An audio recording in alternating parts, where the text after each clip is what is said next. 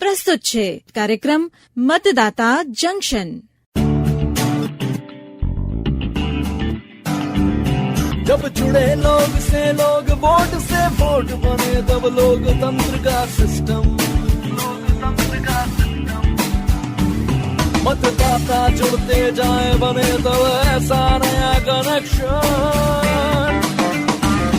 मतदाता जंक्शन मतदाता जंक्शन मतदाता जंक्शन मतदाता जंक्शन. નમસ્કાર, હું છું ભારતી. તમારી ભાગદોડ ભરી જિંદગીમાં શાંતિની અનુભૂતિ કરાવતા તમારા પ્રિય કાર્યક્રમ મતદાતા જંકશનમાં આપ સૌનું સ્વાગત છે. બરાબર કહ્યું ને ભારત? જી હા, નમસ્કાર દોસ્તો. કેમ છો તમે? આશા છે કે ઠંડીની ઋતુમાં તમે બધા મજામાં હશો. ભારતી, હમણાં જ 2 રાજ્યોમાં વિધાનસભાની ચૂંટણી પૂરી થઈ, બરાબર?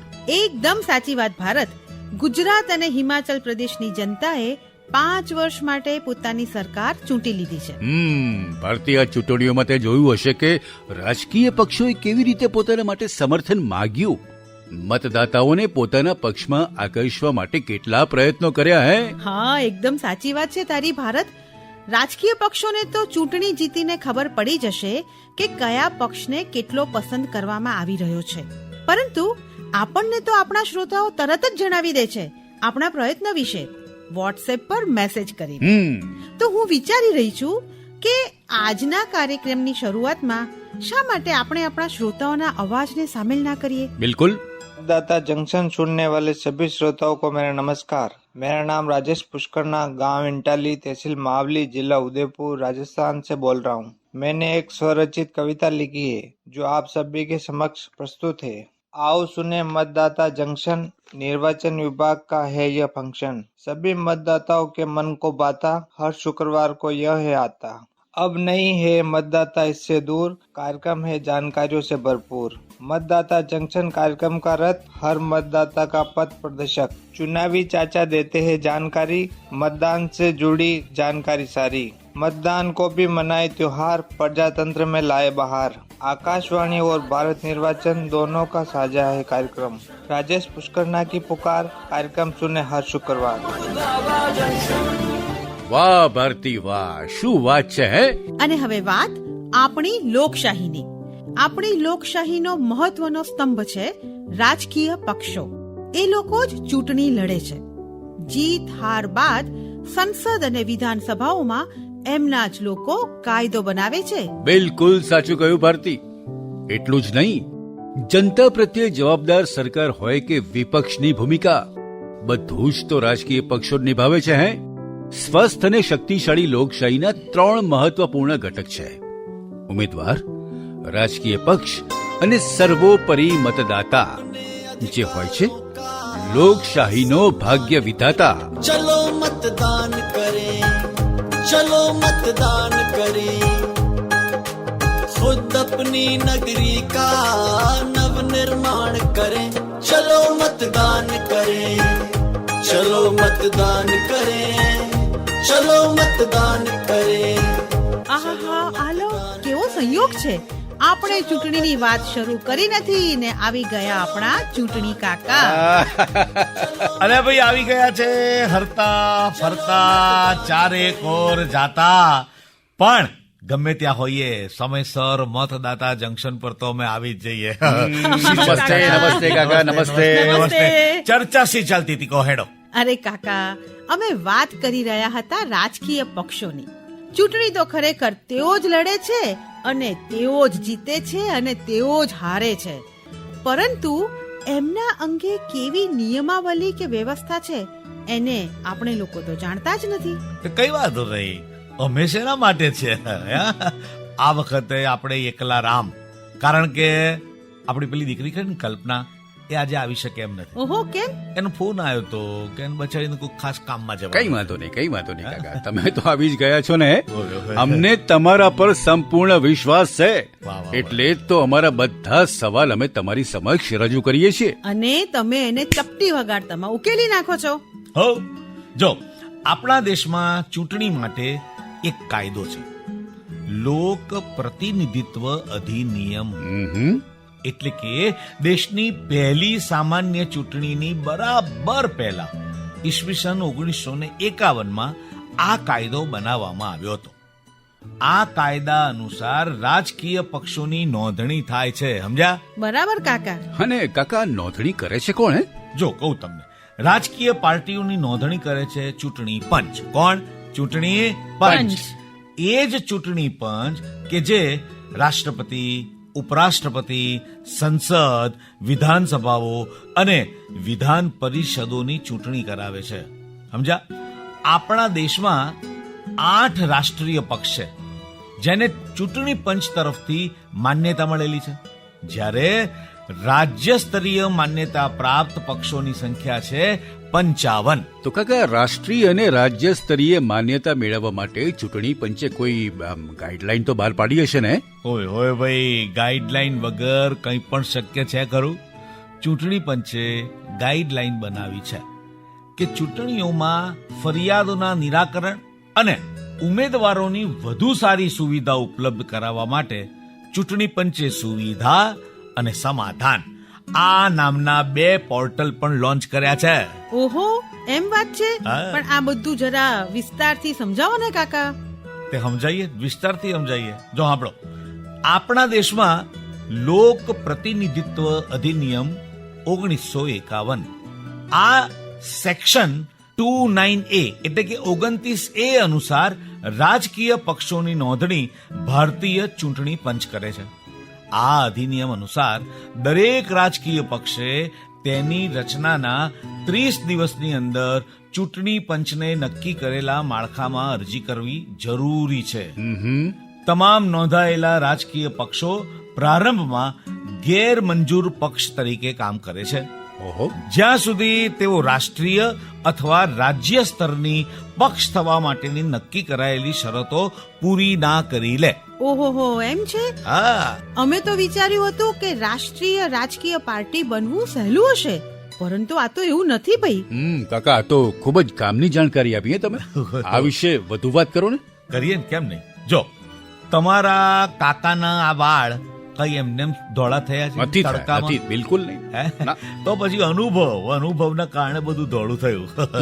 હવે હું તમને કહું, તમારા કાકાએ ઘાટના પાણી પીધા છે કે નહીં? હા, હે? સાચી વાત. તો અમને બધી ખબર હોય પહેલા. જો આજે તમારી વાતનો જવાબ હું તમને આમ અંગ્રેજીમાં આલે. ઓહો, આપણો coming straight from the horse's mouth. એ કાકા, આ તો તમે છે ને અમને ગૂંચવો છો હો ભાઈ. હાય હાય, મને એમ કે તમને સમજાઈ ગયું હશે. અલી છોડી, તું મને એક વાતનો જવાબ આપ. આમ તો આ તારો કાકો દરેક વાત સારામાં સારી રીતે બધાને સમજાય એવી રીતે કરે છે કે નહીં? કરે જ છે ને. પરંતુ ભાઈ સારું એ હશે કે આપણે બધી જાણકારી માટે ચૂંટણી પંચના વરિષ્ઠ મુખ્ય સચિવ શ્રી KN ભાર સાહેબ પાસેથી સાંભળીએ. अधिनियम 1951 के सेक्शन 29A के अंतर्गत राजनीतिक दलों का पंजीकरण भारतीय निर्वाचन आयोग द्वारा किया जाता है. राष्ट्रीय दल वे होते हैं जिन्हें पिछले लोकसभा या विधानसभा चुनाव में कम से कम 4 राज्यों में से प्रत्येक में 6% वैध वोट और किसी एक या सभी राज्यों में मिलकर 4 लोकसभा सीटें प्राप्त हुई हो. दूसरी शर्त है पिछले लोकसभा चुनाव में कम से कम 3 राज्यों में कुल मिलाकर 2% सीटें प्राप्त हुई हो. तीसरी शर्त है वह पार्टी कम से कम 4 राज्यों में राज्य स्तरीय दल के रूप में भी मान्यता प्राप्त हो. राज्य स्तरीय दल की मान्यता के लिए जरूरी है किसी दल को पिछले विधानसभा चुनाव में कुल वैध मत का कम से कम 6% वोट और न्यूनतम 2 सीटों पर जीत प्राप्त हो. दूसरी बात, पिछले लोकसभा चुनाव में कुल पड़े वैध वोट का 6% दल को प्राप्त हो तथा कम से कम 1 लोकसभा सीट पर जीत प्राप्त हो. तीसरी बात, पिछले विधानसभा चुनाव में पार्टी कम से कम 3 सीटों पर जीत हासिल करे या उस विधानसभा की 3% सीटों पर जो भी अधिक हो उस पर जीत हासिल करे. इसके अतिरिक्त दल को हर 25 लोकसभा सीटों से कम 1 सीट पर जीत मिली हो. साथ ही पार्टी अपने राज्य के चुनाव में कम से कम कुल वैध मत का 8% या उससे अधिक वोट प्राप्त करे. भारत निर्वाचन आयोग में राजनीतिक दलों की शिकायतों का समाधान और प्रत्याशियों को बेहतर सुविधा उपलब्ध कराने के लिए सुविधा और समाधान नामक 2 पोर्टल भी लॉन्च किया है. વાહ, આ જાણકારી માટે આપણે આભાર માનીએ છીએ શ્રી KN ભારજીનો. ભારત, આપણા શ્રોતાઓની ભાગીદારી વગર તો આ કાર્યક્રમ અધૂરો લાગે છે. બિલકુલ સાચું કહી રહી છે તું. એમના માટે વાત થઈ રહી છે તો થોડી એમની પણ વાત થઈ જાય. હે ભારતી? બિલકુલ, તે તો મારા મનની વાત કહી દીધી ભારત. હવે સમય છે શ્રોતા મંચનો. એટલે કે શ્રોતાઓ પાસેથી મેળવેલ રેકોર્ડિંગ સાંભળવાનો. એક વાત મને ખૂબ ગમ્યો ભાઈ. કઈ વાત કાકા? અરે ભાઈ એ જ કે આપણા આ કાર્યક્રમના શ્રોતાઓ માત્ર સાંભળતા જ નથી, પરંતુ એમાં ભાગ લેવા માટે આતુર પણ રહે છે. વાત પૂછાયેલા સવાલોના જવાબો મોકલવાની હોય કે પછી પોતાની પ્રતિક્રિયા કવિતા ગીતના માધ્યમથી આપણી સાથે જોડાવાની. હા, એ વાત તો છે કાકા. ચાલો સાંભળીએ આ વખતે આપણને ક્યાંથી મળ્યું છે રેકોર્ડિંગ. नमस्कार श्रोताओं, मैं आपका दोस्त विकेश प्रजापति, ग्राम बनगुआ, पोस्ट बरुआ सागर, जिला झांसी, उत्तर प्रदेश. मतदाता जंक्शन कार्यक्रम बहुत अच्छा लग रहा है मुझे सुनकर. जागरूकता भरा कार्यक्रम चुनाव आयोग और आकाशवाणी के सहयोग से, जो हमारा स्वतंत्र भारत है और हम अपने मत का उपयोग करके अपनी सरकारों को चुनकर अपने अधिकारों की रक्षा करके बहुत अच्छा एक सार्थक कहा जाए एक अच्छी सरकार हम चुने और हम अपने मत का उपयोग करें. मत की एक अपनी पहचान है. एक मत भारी विजय दिला सकता है. एक सामाजिक कार्य करने वाली सरकार ला सकता है और सभी का उत्थान हो सकता है. मतदाता जंक्शन कार्यक्रम से जुड़कर बहुत अच्छा लगा.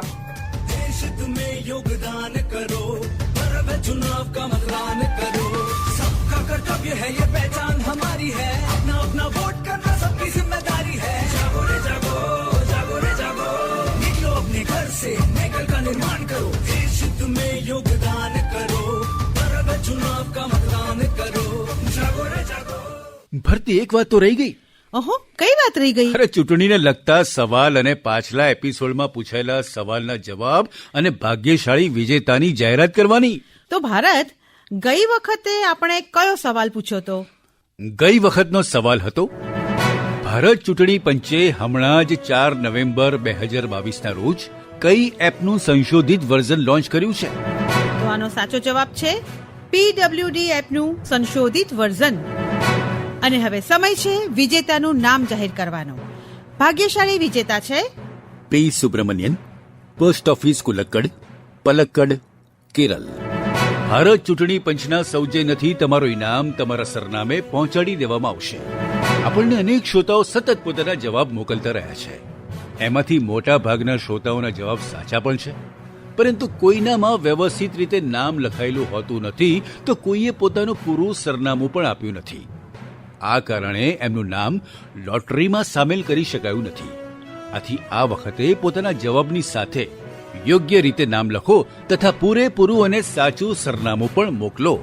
અને હવે આ એપિસોડનો સવાલ છે, વર્તમાનમાં કુલ કેટલા રાષ્ટ્રીય પક્ષો ભારત ચૂંટણી પંચમાં નોંધાયેલા છે? સવાલ ફરી એકવાર, વર્તમાનમાં કુલ કેટલા રાષ્ટ્રીય પક્ષો ભારત ચૂંટણી પંચમાં નોંધાયેલા છે? તમારો જવાબ અમને વોટ્સએપ કરો. અમારો નંબર છે 9999031950. કાર્યક્રમ સાંભળવા માટે અને એની સાથે જોડાવા બદલ આપનો ખૂબ ખૂબ આભાર. મતદાતા જંકશન પરથી તમારી વિદાય લેવાનો સમય આવી ગયો છે. ફરી મળીશું ચૂંટણી સાથે સંકળાયેલા આવા જ કોઈ નવા અને રોચક વિષયની સાથે. ત્યાં સુધી નમસ્કાર. जब जुड़े लोग से लोग वोट से वोट बने, तब लोकतंत्र का सिस्टम. मतदाता जुड़ते जाए बने तो ऐसा नया कनेक्शन.